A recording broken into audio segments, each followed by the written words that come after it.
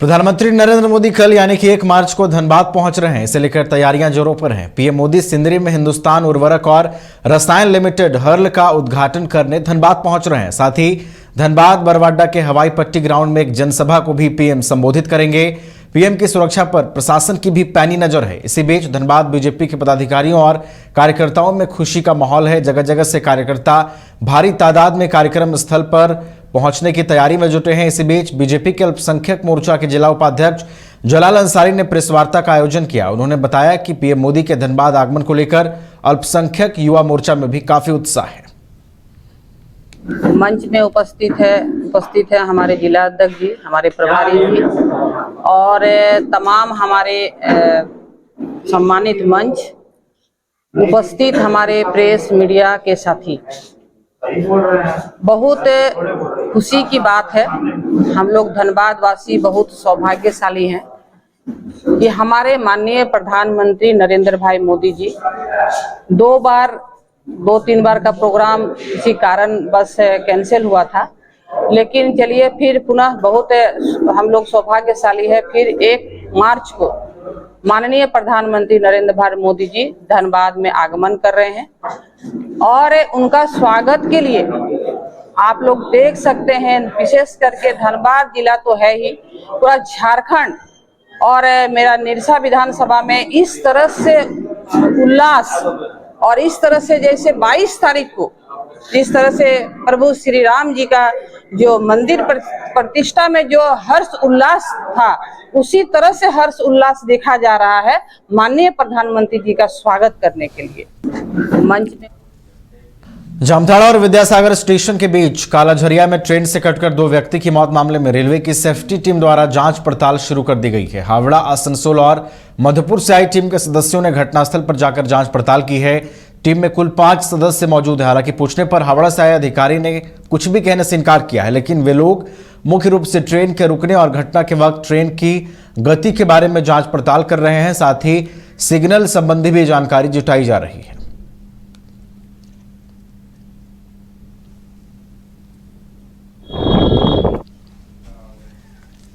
गिरिडीह के गांवा थाना क्षेत्र के सकरी नदी में अवैध बालू के कारोबार की सूचना पर सीओ और थानेदार ने अवैध बालू उठाव के खिलाफ छापेमारी की। इस दौरान बालू लदे 2 ट्रैक्टर को जब्त किया गया है। वहीं बालू के अवैध उठाव में शामिल 2 लोगों को भी गिरफ्तार किया गया है।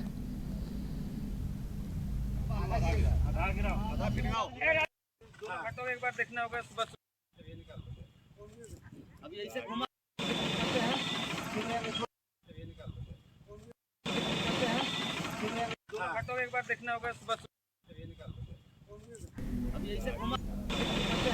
सिमडेगा के कोलेबिरा में वन विभाग को बीती रात गुप्त सूचना मिली कि ग्राम इटाम की ओर से साल बोटा लदा 407 ट्रक बरसलोया छोटकाटोली की तरफ से गुजरने वाली है, जिसके बाद वन विभाग ने छापेमारी कर ट्रक को जब्त कर लिया। मौके से ड्राइवर और खलासी भागने में सफल रहे। वहीं भारतीय वन अधिनियम 1927 की धारा 41-42 के तहत लकड़ी बोटों के अवैध परिवहन का दोषी पाते हुए अज्ञात लकड़ी माफियाओं के विरुद्ध प्राथमिकी दर्ज कर ली गई है।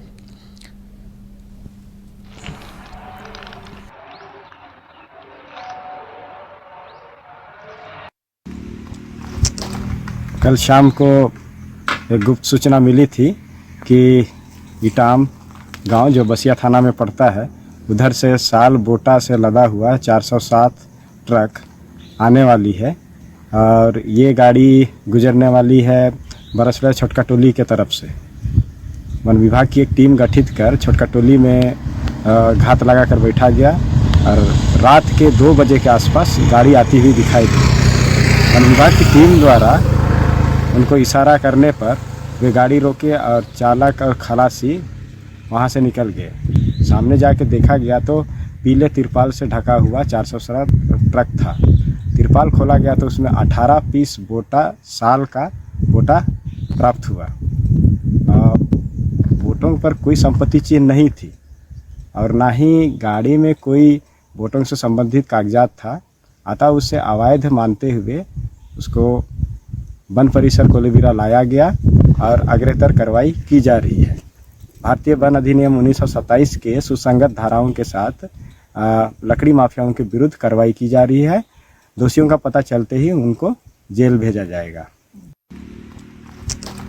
कल शाम को एक गुप्त सूचना मिली थी कि इटाम गांव जो बसिया थाना में पड़ता है उधर से किसानों की मेहनत और आत्मनिर्भर भारत योजना के तहत प्रशासन का सहयोग सब्जी की खेती के मामले में पाकुड़ को आत्मनिर्भर बना रहा है। किसानों की मेहनत का ही नतीजा है कि जो सब्जी पहले स्थानीय बाजारों में बिकती थी वो सब्जी अब विदेशों में रह रहे लोगों के रसोई घर में पाकुड़ की मिट्टी का सुगंध बिखेर रही है। पाकुड़ में किसानों द्वारा उपजाए गए कच्चू मलेशिया भेजे जा रहे हैं। किसानों की ओर से पैदा किए गए 14 मीट्रिक टन कच्चू की पहली खेप कोलकाता के रास्ते विदेश भेजी जा रही है। इसे डीसी मृत्युंजय कुमार बरनवाल ने हरी झंडी दिखाई है, जिससे किसानों के चेहरे खिल उठे हैं, बल्कि उनकी आमदनी में भी लगातार वृद्धि हो रही है।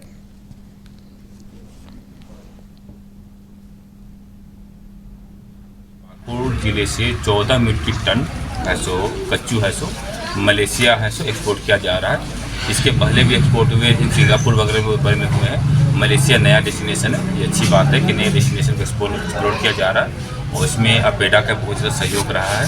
अपेडा हमारे जिसएलपीएस की जो टीम है वो भी साथ में है। अभी जो इनका जो फ्लैग ऑफ सेरेमनी भी किया गया है, देख रहे हैं कि गाड़ी में भेजा जा रहा है और साथ साथ में हम लोग आगे प्रयास भी कर रहे हैं कि जो ये कच्चू जा रही जैसे जो यहाँ के एग्रीकल्चर अच्छे प्रोडक्ट्स हैं उसमें आगे चल कर उस पर कॉन्ट्रैक्ट फार्मिंग के कॉन्सेप्ट में लाने का प्रयास हम लोग करेगा कि जिससे कि किसानों को पता रहेगा कि हमें मिनिमम इतने प्राइस मिलने वाले, क्योंकि इसमें सबसे अच्छा फ़ायदा ये होता है कि किसानों को लोकल मार्केट के कंपेरिजन से ज़्यादा अच्छा पैसे देखने को मिलता है और उनकी इकोनॉमी अच्छी होती है। तो हम लोग इसी चीज़ का प्रयास कर रहे हैं। सर और भी कोई सब्जी यहाँ से भेजने का योजना है क्या? देखिए यहाँ पर 2-3 प्रोडक्ट्स अभी जो फाइंड आउट किए गए जो अच्छे हैं, यहाँ पर बीन्स काफ़ी अच्छी हैं, तो उसी चीज़ को हम लोग एक्सप्लोर कर रहे हैं। जैसे क्या होता है कि जहाँ पर भी एक्सपोर्ट किए जाते हैं तो एक्सपोर्ट जहाँ पर जो उनका जो डिमांड होता है उनके पार्टिकुलर वेराइटी के पार्टिकुलर क्वालिटी होती है। कभी पाकुड़ जिले से 14 मीट्रिक टन है सो कच्चू है सो मलेशिया। बीजेपी जमशेदपुर महानगर की ओर से संकल्प पत्र सुझाव अभियान का शुभारंभ किया गया। दरअसल देश में लोकसभा चुनाव का बिगुल बजने वाला है, इसके लिए सभी पार्टियां अपने अपने स्तर से प्रचार प्रसार कर रही हैं। इसी बीच भारतीय जनता पार्टी ने लोकसभा चुनाव की तैयारी को तेज करते हुए जमशेदपुर महानगर में देशव्यापी विकसित भारत मोदी के गारंटी संकल्प पत्र सुझाव अभियान कार्यक्रम की शुरुआत की है। बीजेपी जमशेदपुर में आयोजित पीसी में जमशेदपुर के सांसद विद्युत वरण महतो और जमशेदपुर महानगर अध्यक्ष सुधांशु ओझा ने अभियान के संदर्भ में विस्तृत जानकारी साझा की।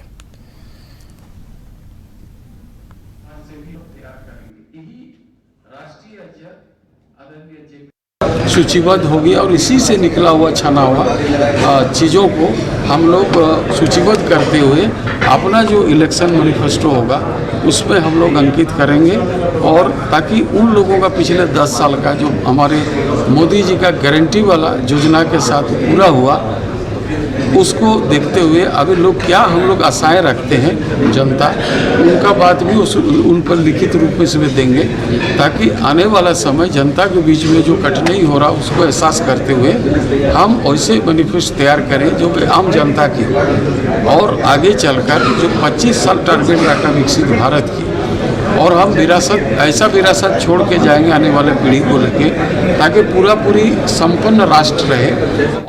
हजारीबाग में नशे के कारोबार पर नकेल कसी गई है। नशे के सामान के साथ 5 लोगों को हिरासत में लिया गया है। आरोपियों के पास से 3 किलो अफीम भी जब्त की गई है। एसपी अरविंद कुमार सिंह ने कहा कि गुप्त सूचना के आधार पर यह कार्रवाई की गई है।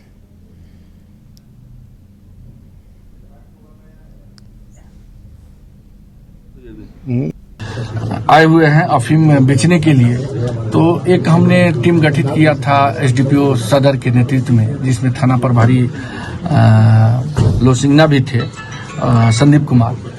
ये लोग जब ओकनी पहुंचे तो वहां पर कुछ 4-5 आदमी थे जो अफीम लेकर आए थे बेचने के लिए। वो लोग भागना शुरू किया। भागने के क्रम में पुलिस के द्वारा पकड़े गए और पकड़ के जब उसका मोटरसाइकिल का डिक्की वगैरह चेक किया गया तो उसमें से लगभग 3 किलो से ज़्यादा अफीम की बरामदगी हुई है। साथ में एक वेट मशीन भी, जिससे ये लोग सामाजिक संस्था सुकन्या सामाजिक जन सहयोग फाउंडेशन ट्रस्ट कमेटी के संस्थापक सह सचिव अमलदास ने चंदन कियारे थाना प्रभारी और चास मुफस्सिल थाना प्रभारी को सम्मानित किया है। मौके पर अमलदास ने बताया कि ट्रस्ट महिलाओं को स्वावलंबी और आत्मनिर्भर और शिक्षा स्वास्थ्य की दिशा में लगातार कार्य कर रही है। वहीं मौके पर मौजूद थाना प्रभारी सूरज कुमार ने बताया कि ट्रस्ट महिलाओं और लड़कियों को सहयोग कर रही है। ये बहुत सराहनीय कार्य है।